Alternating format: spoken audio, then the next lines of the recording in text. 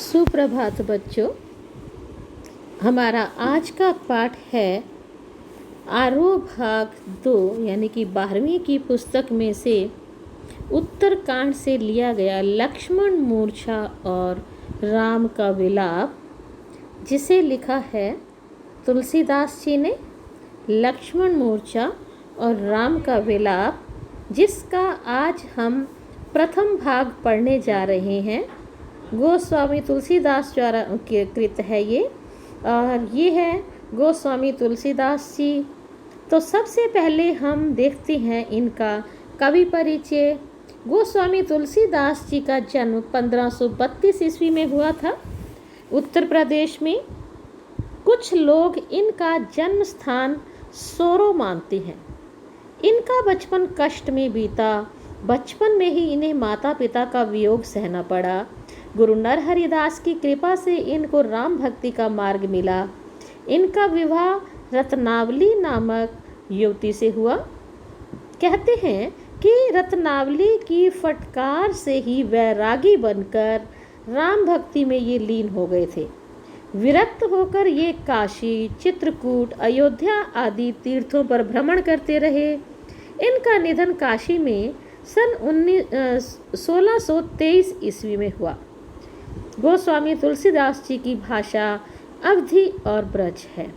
इनकी प्रमुख रचनाएं रामचरितमानस, विनय पत्रिका, गीतावली, कवितावली, दोहावली, रामाज्ञा प्रश्न, लोक मंगल की कामना एवं समन्वय की भावना।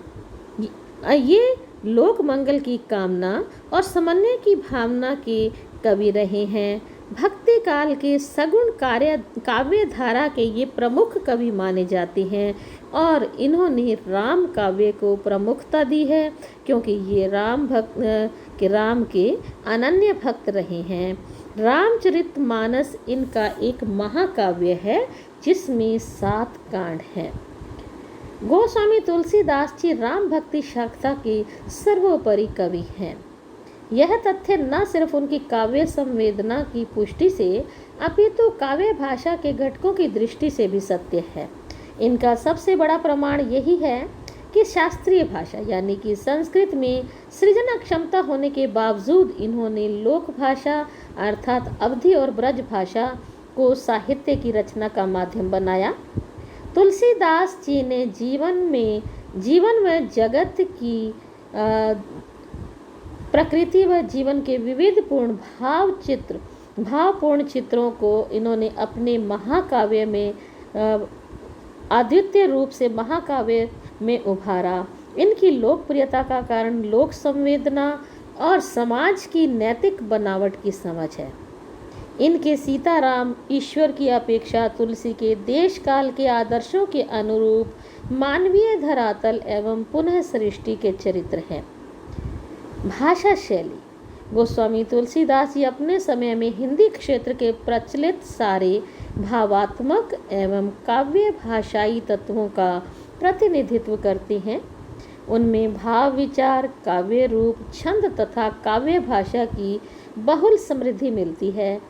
ये अवधी व ब्रज भाषा की संस्कृति कथाओं में सीताराम और राधा कृष्ण की कथाओं को साधिकार अपनी अभिव्यक्ति का माध्यम मानते हैं। अब हम चलते हैं इस कविता के सारांश की ओर। यह रामचरितमानस के लंका कांड से गृहीत किया गया है। लक्ष्मण के शक्ति बाण लगने के प्रसंग का कवि की मार्मिक स्थलों की पहचान का यह एक श्रेष्ठ नमूना है। भाई के शोक में विगलित राम का विलाप धीरे धीरे प्रलाप में बदल जाता है, जिसमें लक्ष्मण के प्रति कवि के राम के अंतर में छिपे प्रेम के कई कोण सहसा अनावृत हो जाते हैं। यह प्रसंग ईश्वरीय राम का पूरी तरह से मानवीकरण कर देता है, जिससे पाठक का काव्य मर्म से सीधे जुड़ाव हो जाता है, और वह भक्त तुलसी के भीतर से कवि तुलसी के उभर आने और पूरे प्रसंग पर छा जाने की अनुभूति कराता है। इस घने शोक परिवेश में हनुमान का संजीवनी लेकर आ जाना कवि को करुण रस के बीच वीर रस के उदय के रूप में दिखाता है। यह उपमा अद्भुत है और काव्यगत करुण प्रसंग को जीवन के मंगल विकास की ओर ले जाती है। तो पहले पढ़ते हैं हम इसका प्रथम दोहा। तव प्रताप उर राखी प्रभु, ये नाथ तुरंता, अस कही आए सुपाई पद, बंदी चले हनुमंता। भरत बाहुबलशील गुण प्रभु, पद प्रीति अपार, मन महु जात सराहत, पुनि पुनि पवन कुमार। सबसे पहले हम देखते हैं इसके शब्दार्थ। तव मीन्स होता है तुम्हारा, यानी कि आपका प्रताप, यश। उर मीन्स होता है हृदय, दिल। जेऊ मीन्स जाऊंगा। नाथ मीन्स होता है स्वामी। अस इस तरह से। आयस्सु मीन्स होता है आज्ञा देना। पाई मीन्स पाकर। पद मीन्स होता है पैर यानी कि चरण। बंदी वंदना करना। बाहु मीन्स भुजा। सील सद्व्यवहार। महु मीन्स होता है में। सराहत प्रशंसा करते हुए या बड़ाई करते हुए। पुनि पुनि यानी कि फिर। इस प्रस्तुत काव्यांश हिंदी की पाठ्य पुस्तक आरोह भाग 2 में संकलित लक्ष्मण मूर्छा और राम का विलाप प्रसंग से उद्धृत किया गया है। यह प्रसंग रामचरितमानस के लंका कांड से लिया गया है। रचयिता तुलसीदास जी इस प्रसंग में लक्ष्मण के मूर्छित होने तथा हनुमान द्वारा संजीवनी बूटी लाने में भरत से मुलाकात का वर्णन करते हैं।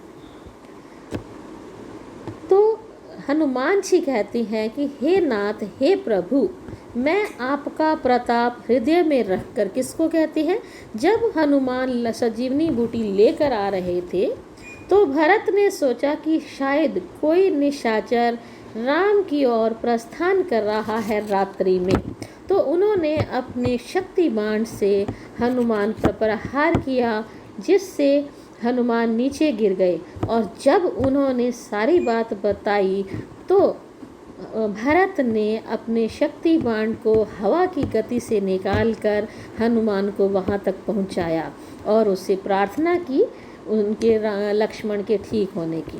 तब हनुमान भरत को कहते हैं कि हे नाथ, हे प्रभु, मैं आपका प्रताप, आपकी कीर्ति हृदय में रखकर तुरंत ही यानी कि समय पर पहुंच जाऊंगा। क्या समय पर? यानी कि जो मैं यह संजीवनी बूटी लक्ष्मण के लिए लेकर जा रहा हूँ तो समय पर पहुंच जाऊंगा। और ऐसा कहकर भरत जी से आज्ञा लेकर उनके चरणों की वंदना करके हनुमान जी चले। भरत के बाहुबल, शील स्वभाव तथा प्रभु के चरणों में उनकी अपार भक्ति को मन में बार बार सराहते हुए हनुमान संजीवनी बूटी लेकर लंका की तरफ चले जा रहे हैं। इसका काव्य सौंदर्य है। इन पंक्तियों में हनुमान की भक्ति व भरत के गुणों का वर्णन किया गया है। दोहा छंद है, अवधि भाषा का प्रयोग किया गया है। मन महु पुनि पुनि पवन कुमार, पाई पद में अनुप्रास अलंकार तथा पुनि पुनि में पनुरक्ति प्रकाश अलंकार भी है। यह रचना भक्तिकालीन है। राम का मानवीय रूप और उनके विलाप का पूरी ही कविता में मार्मिक वर्णन किया गया है। दृश्य बिंब है। पूरी ही कविता में करुण रस की प्रधानता है तथा माधुर्य गुण है। दोहा, चौपाई, सोरठा आदि छंदों का कुशल निर्वाह किया गया है। अवधि भाषा है ही। दास्य भाव की भक्ति की गई है। अलंकारिक छटा निराली है तथा गेय शक्ति है। बेटा, मैं आपको पहले भी बता चुकी हूँ कि गेय शक्ति वो होती है जो पद या चौपाई गीत के रूप में गाई जा सके। अब हम चलते हैं दूसरे पद्यांश की ओर। उहाँ राम लक्ष्मण ही निहारी, बोले वचन मनुज अनुसारी। अर्धरात्रि गई कपि नहीं आऊ, राम उठाई अनुज उर लऊ। सकहु न दुखित देखि मन काहू, बंधु सदा तव मृदुल स्वभाव। मम हित लाग तजेउ पितु माता, सेहु विपिन हम आतप बाता। सो अनुराग कहाँ अब भाई, उठऊ न सुनि मम बच विकलाई। जो जन तेउ बन बंधु बिछोऊ, पितु वचन मन ते नहीं ओ। तो सबसे पहले हम देखते हैं इसके शब्दार्थ। ऊहा, ऊहा मीन्स होता है वहाँ, कपि बंदर, ये कपि मीन्स बंदर होता है ये, लेकिन यहाँ कपि आया है हनुमान जी के लिए। मोहि मुझे, मृदुल कोमल, बिछोहु बिछोड़ना अर्थात वियोग होना, विपिन मीन्स होता है जंगल, बाता हवा यानी कि तूफान, निहारी मीन्स होता है देखना, अनुज छोटा भाई, काऊ मीन्स किसी प्रकार से, स्वभाव मीन्स स्वभाव, विकलाई व्याकुल, हिम यानी कि बर्फ या फिर अत्यधिक ठंड, सो मीन्स होता है वह, मनुज अनुसारी मनुष्य के समान, उर मीन्स हृदय, तव मीन्स तेरा, मम मीन्स मेरा, सहु यानी कि सहन किया, आतप मीन्स होता है धूप और गर्मी। हम चलते हैं इसकी व्याख्या की ओर। इस प्रसंग में लक्ष्मण मूर्छा पर राम के करुण विलाप का वर्णन किया गया है। लक्ष्मण को निहारते हुए श्री राम सामान्य आदमी के समान विलाप करते हुए कहने लगे कि भाई आधी रात बीत गई है, अर्धरात्रि गई, कपि नहीं आओ, लेकिन कपि नहीं आए, लेकिन अभी तक हनुमान नहीं आए।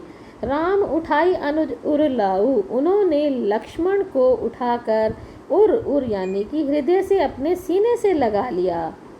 फिर वे बोले, तुम मुझे कभी दुखी नहीं देख सकते थे, तुम्हारा स्वभाव सदैव कोमल और विनम्र रहा।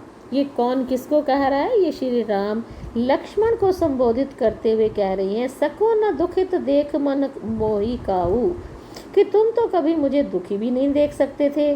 बंधु सदा तो मृदुल स्वभाव, और हे भाई तुम्हारा स्वभाव तो मेरे प्रति हमेशा कोमल और विनम्र रहा है। मम हित लाग तजेउ पितु माता, तुमने मेरे लिए अपने माता पिता को त्याग दिया। सेहु विपिन हिम आतप बाता, और विपिन होता है जंगल, आतप बाता अत्यधिक, हिम ठंड, आतप मीन्स गर्मी, वाता मीन्स तूफान, और मेरे लिए तुमने ठंड गर्मी तूफान तक का सामना किया है। सो अनुराग अब कहाँ भाई, हे भाई बताओ वह प्यार अब कहाँ चला गया है।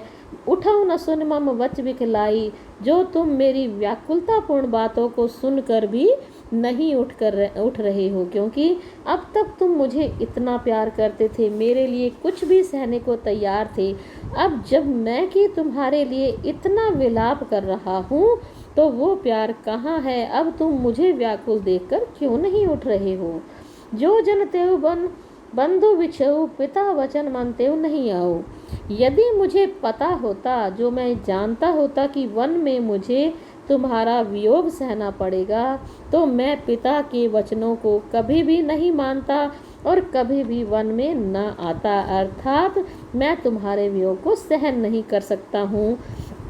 इसमें राम के मानवीय रूप और उनके विलाप का मार्मिक वर्णन किया गया है। दृश्य बिंब है, करुण रस की प्रधानता है, चौपाई छंद का कुशल निर्वाह किया गया है, अवधि भाषा है, बोले वचन दुखित देख, बन बंधु बिछऊ बच विकलाई में अनुप्रास अलंकार की छटा है। तो ये दो पद्यांश हम पढ़ चुके हैं, इसका पहला भाग संपूर्ण कर चुके हैं, इसका दूसरा और तीसरा भाग हम पढ़ेंगे अगली वीडियो में। तब तक आप इसको दोबारा से पढ़िए और इसका अभ्यास कीजिए। धन्यवाद।